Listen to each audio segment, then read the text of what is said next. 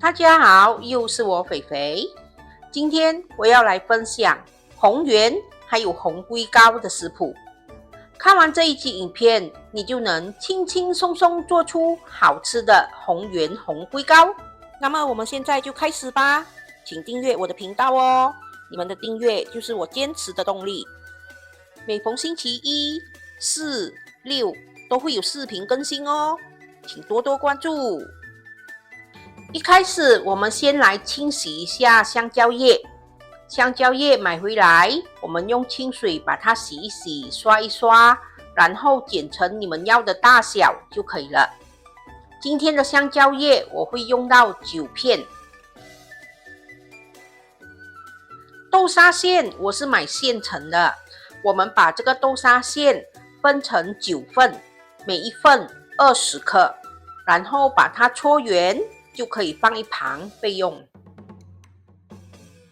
白番薯我们买回来，把它洗干净后削了皮，把它切成薄片，然后我们加入清水，把这个白番薯煮软，我们要把它压成泥。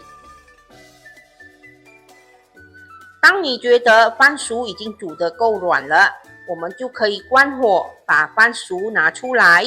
我们只要那个番薯而已，水不要。然后我们把这个番薯压成泥就可以了。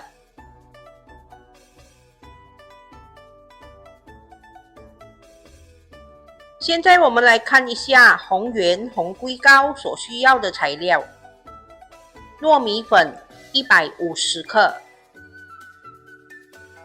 白番薯泥120克，白糖1汤匙，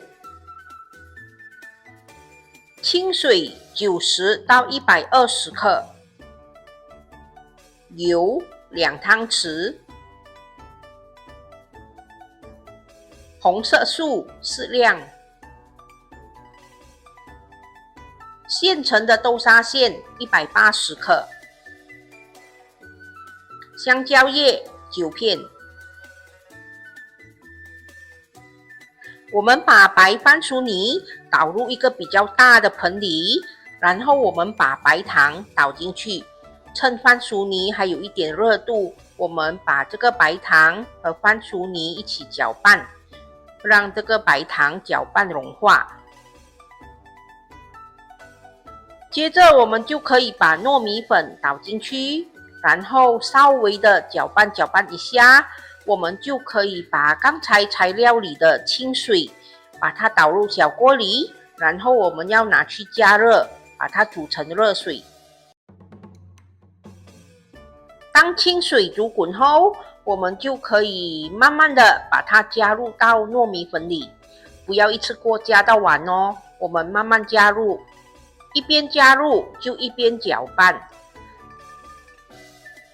我们也可以用手去搓揉，可是这个时候的粉是有一点热的哦，所以你们要忍一忍哦。我们要把这个糯米粉搓揉成团。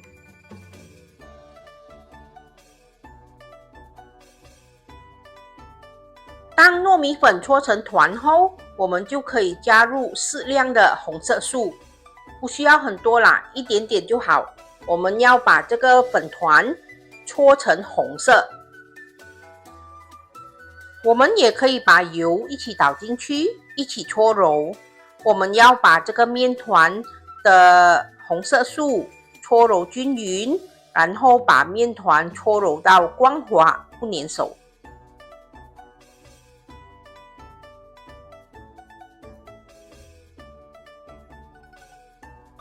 就像这样，我们要把这个面团搓揉到颜色均匀，然后光滑不粘手。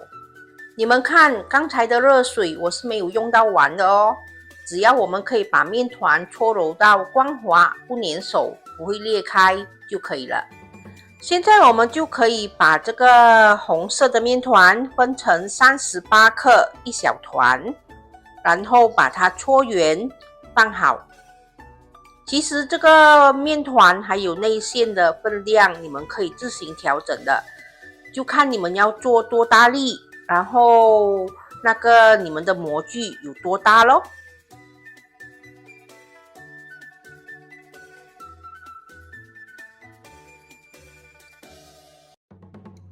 当小粉团分好后，我们可以把它盖着，避免它被风吹到，它会干掉，会裂掉。然后当我们准备好所有的材料后，我们就可以拿一粒小粉团，然后在中间戳一个洞，再把豆沙馅放进去，封口戳圆，就完成咯。这个就是红圆。红圆的做法非常的简单。然后我们拿一片香蕉叶，在香蕉叶上涂上一些油，把红圆放下去。香蕉叶你们如果觉得不漂亮，可以把它修剪一下就可以了。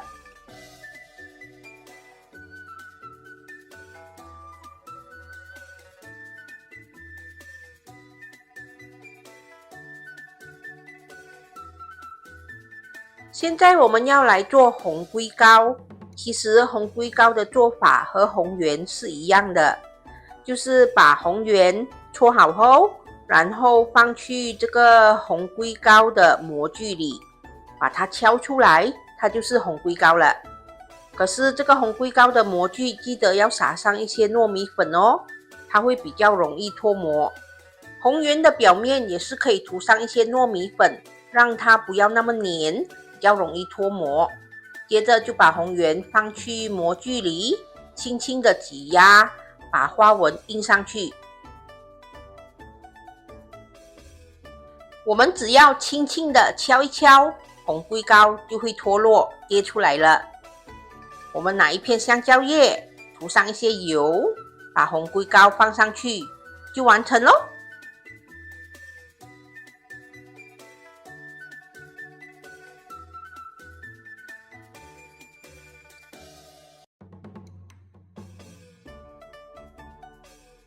现在红圆和红龟糕都做好了，我们可以把它放入已煮滚水的锅里，盖上锅盖，用中小火蒸8分钟。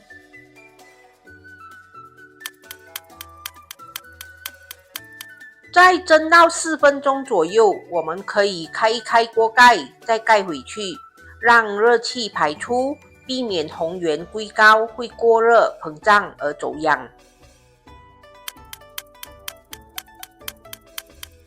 又过了4分钟，我们的红圆红龟糕出炉了。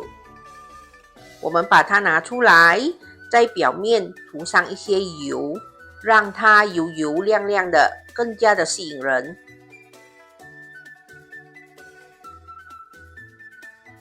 如果你们觉得香蕉叶是四方方的不好看，你们也可以把它修剪一下哦。吃糕点前，先来个温馨提示吧。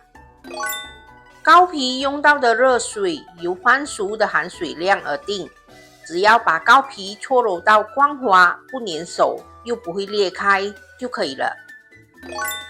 如果你们不喜欢用红豆馅，也可以用绿豆馅、花生馅或者椰丝馅来取代哦。我们要用中小火慢慢的蒸，不能心急开大火哦。期间我们可以打开锅盖，让热气排出，避免糕点过热膨胀而走样。下课，吃红圆红龟糕喽！完成喽！这就是我今天的作品——红圆红龟糕。红圆是华人传统喜庆食品，通常以糯米粉制成，外观为圆形，并染上喜庆的红色，口感软糯，有时会加入微甜的内馅。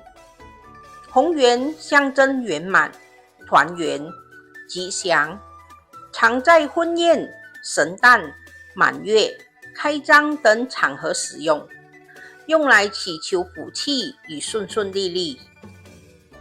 红龟糕是一种传统节庆糕点，以糯米外皮包裹豆沙或花生馅，表面压出龟壳纹，并染成红色。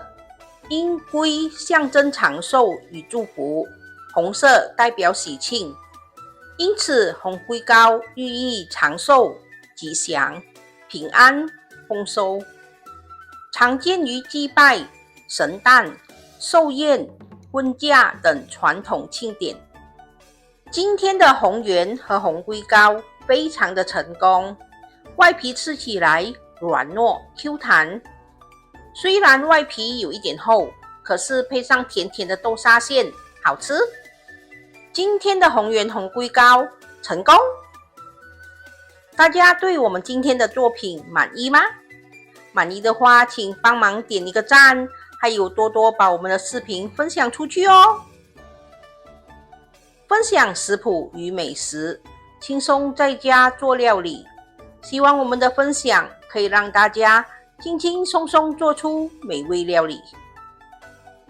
好啦，今天的分享就到这里，大家记得要帮我们点赞、留言、订阅和分享哦，谢谢大家。